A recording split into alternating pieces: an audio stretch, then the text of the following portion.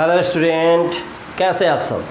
मैं हूं अभी वर्मा और आप देख रहे हैं हमारा प्यारा सा चैनल जिसका नाम है फिजिक्स इंटरटेन। तो आज का टॉपिक है मीटर ब्रिज और इसके बारे में हम बढ़िया तरीके से पढ़ेंगे। और ये एक बहुत छोटा सा टॉपिक है, पढ़ने में भी आपको आनंद आने वाला है। आप समझिए कि ये भी एक इम्पॉर्टेंट ही टॉपिक है। तो चलिए शुरू करते हैं।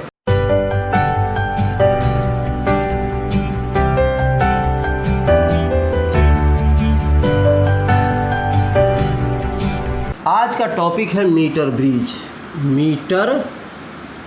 आज का टॉपिक है मीटर ब्रिज क्या है समझते हैं। व्हीटस्टोन ब्रिज इसके पहले वाले लेक्चर में मैं बता चुका हूं और उसको कोशिश किया है मैंने कि बहुत बढ़िया तरीके से बताऊं ताकि आपको याद हो जाए और मुझे लगता है कि याद हो भी गया होगा। अगर एक बार में समझ में नहीं आती है, कभी कभी वीडियो देखने के बाद दोबारा देखिएगा, ऑलरेडी कॉन्सेप्ट क्लियर हो जाएगा। मीटर ब्रिज के बारे में पढ़ते हैं। मीटर ब्रिज है क्या, तो हम व्हीटस्टोन ब्रिज के बारे में पहले हम बात कर लें कि व्हीटस्टोन ब्रिज क्या था। तो व्हीटस्टोन ब्रिज के बारे में बताए थे,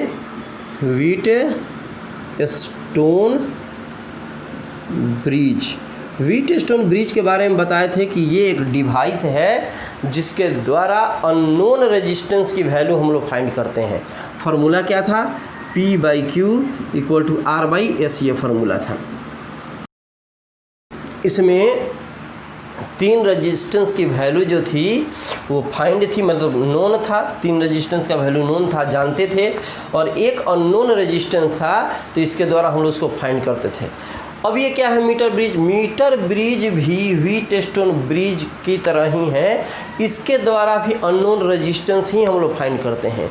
आप कह सकते हैं कि व्हीटस्टोन ब्रिज का एक डेवलप फॉर्म है, एक उसका डेवलप रूप है, ठीक है, मीटर ब्रिज। और इसके द्वारा भी अननोन रेजिस्टेंस को फाइंड किया जाता है। इसके द्वारा भी अननोन रेजिस्टेंस फाइंड करते हैं और इसके द्वारा भी अननोन रेजिस्टेंस ही हम फाइंड करते हैं, ठीक है।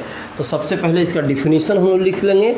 याद हो गया क्या है, तो मीटर ब्रिज का मीटर ब्रिज क्या है, तो व्हीटस्टोन ब्रिज का एक डेवलप रूप है। तो लिखेंगे इसका डिफिनीशन लिखते हैं, it is develop form of Wheatstone bridge by which we can find the value of unknown resistance. इसके द्वारा हम लोग अननोन रेजिस्टेंस की वैल्यू हम लोग क्या कर सकते हैं, फाइंड कर सकते हैं। तो सबसे पहले इसके बारे में हम लोग समझते हैं कि क्या चीज़ है। देखिए, तो इसका कंस्ट्रक्शन और वर्किंग समझ लीजिए पहले। देखो, इसमें होता क्या है कि 3 कॉपर स्ट्रिप्स होते हैं। 3 कॉपर स्ट्रिप्स किस प्रकार से होते हैं, तो एक तो सीधा होता है जो आपको दिखाई यहाँ पे दे रहा है, और 2 का जो शेप है वो एल शेप का होता है, एल शेप्ड होते हैं, एल आकार के। ये और ये तो एल आकार के हैं, एल शेप्ड है, और ये स्ट्रेट है, सीधा है, ठीक है। हम 3 कॉपर स्ट्रिप्स पर कंसीडर करते हैं। Copper strips, yes, copper strips. तो इसमें 3 कॉपर स्ट्रिप्स हैं, 2 एल आकार के हैं और एक सीधा कॉपर स्ट्रिप्स है, ठीक है। इसको इस प्रकार से हम अरेंज करते हैं कि 2 गैप बन जाता है। 3 कॉपर स्ट्रिप्स हैं जिसमें 2 एल आकार के हैं, एक सीधा है। सीधा वाले को इस प्रकार से एल आकार के बीच में रखा जाता है ताकि 2 यहाँ पे गैपिंग बन जाता है। पहले गैप में हम अननोन रेजिस्टेंस को रखते हैं, मान लो अननोन रेजिस्टेंस R को रखा जाता है, और दूसरे वाले गैप में नोन रेजिस्टेंस S को रखा जाता है। फिर क्वेश्चन आता है कि सर यहाँ पे अननोन आप रखें, यहाँ पर नोन रखा जा सकता है, रख सकते हैं, फिर बदल किया जा सकता है, कोई दिक्कत। इसमें नोन हो या अननोन हो, इसमें नोन हो या अननोन हो, अब दोनों में नोन मत रख देना है तो काम गड़बड़ हो जाएगा, ठीक है।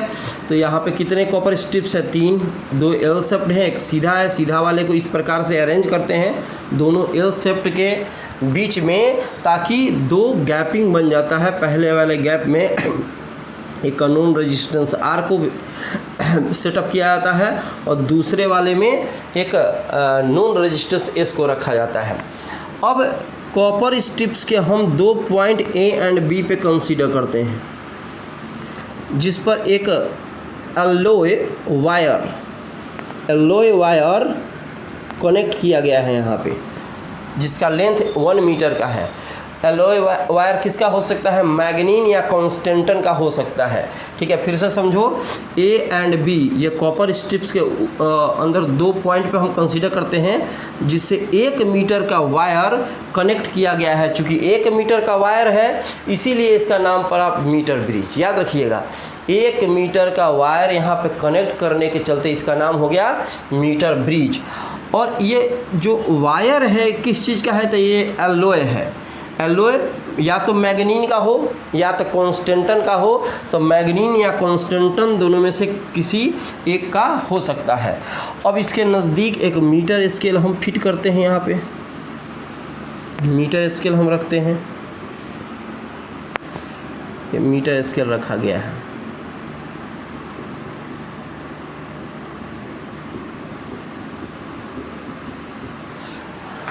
ठीक है, अब यहाँ से ए से और बी से वायर के माध्यम से एक इसमें सेल कनेक्ट कर दिया जाता है। ये पॉजिटिव है, ये नेगेटिव है। ये जो सीधा आपका कॉपर स्ट्रिप्स है, इसके किसी पॉइंट टी पे हम कंसीडर करते हैं, जहाँ से वायर के माध्यम से एक गैल्वेनोमीटर जुड़ा होता है, और गैल्वेनोमीटर में वायर के माध्यम से एक जॉकी जुड़ी होती है। जे ये जॉकी है। ये जॉकी क्या है सर? तो जॉकी जो है, इसको वायर के ऊपर आगे पीछे खिसका कर हम गैल्वेनोमीटर का बैलेंस पोजीशन में लाते हैं।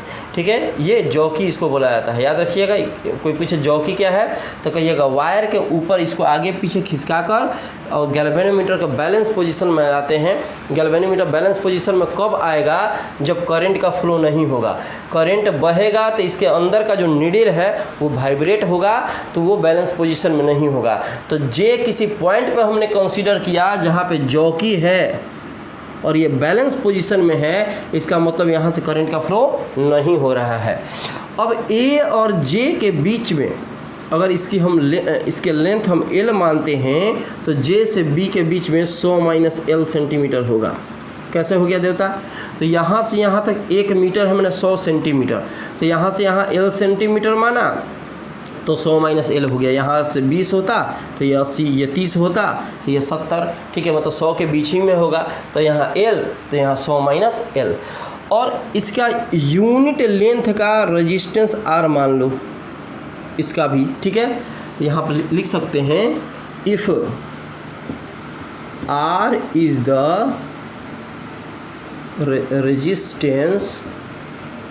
Resistance of wire per unit length, so एक यूनिट लेंथ वायर का रेजिस्टेंस R माना, मतलब एक लंबाई को हमने इसका रेजिस्टेंस R माना, तो 5 होगा तो क्या होगा? 5R। तो एक का हमने मान लिया रेजिस्टेंस R, यूनिट लेंथ का रेजिस्टेंस माना R। ठीक है, तो A से J के बीच में L कितना है, लेंथ कितना है L, तो इसके लेंथ से मल्टीप्लाई करेंगे। ठीक है, तो यहाँ पर हो जाएगा सो रेजिस्टेंस ऑफ AJ, माने AJ का रेजिस्टेंस क्या होगा? L into R। अब रेजिस्टेंस ऑफ BJ, ठीक है, रेजिस्टेंस ऑफ BJ, तो इसका लेंथ क्या है? 100 माइनस L और इंटू R, तो हो जाएगा 100 माइनस L इंटू R। ये हो गया आपका रेजिस्टेंस ऑफ BJ। तो क्या लिखेंगे? So by Wheatstone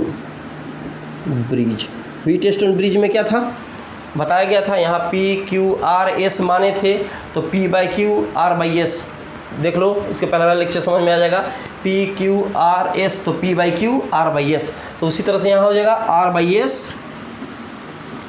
R/S equal to हो जाएगा यहाँ पे LR और into 100 minus L into R, तो LR इंटू हो जाएगा 100 minus L into R, R से आर क्या हुआ, कैंसिल हो गया। एस को इधर लेके चले जाओ, एस को इधर लेके आओ, तो सो आर इक्वल टू क्या हो गया, आर जो था अननोन था और एस क्या था, नोन था, तो एस को इधर लेके आओ, तो एल बाई 100 माइनस एल और इनटू क्या हो गया, एस। तो एस जो है ये अननोन रेजिस्टेंस को नोन रेजिस्टेंस को बताता है। तो यहाँ नोन रेजिस्टेंस के वैल्यू हम लोग रखेंगे तो अननोन रेजिस्टेंस की वैल्यू फाइंड हो जाएगी। मुझे लगता है पूरी तरह बात समझ में आ गई होगी। जल्दी से इसका स्क्रीनशॉट ले लो, टॉपिक थोड़ा सा छोटा था, ठीक है। तो मिलते हैं नेक्स्ट लेक्चर के लिए छोटे से ब्रेक के बाद। जहाँ रहिए स्वस्थ रहिए।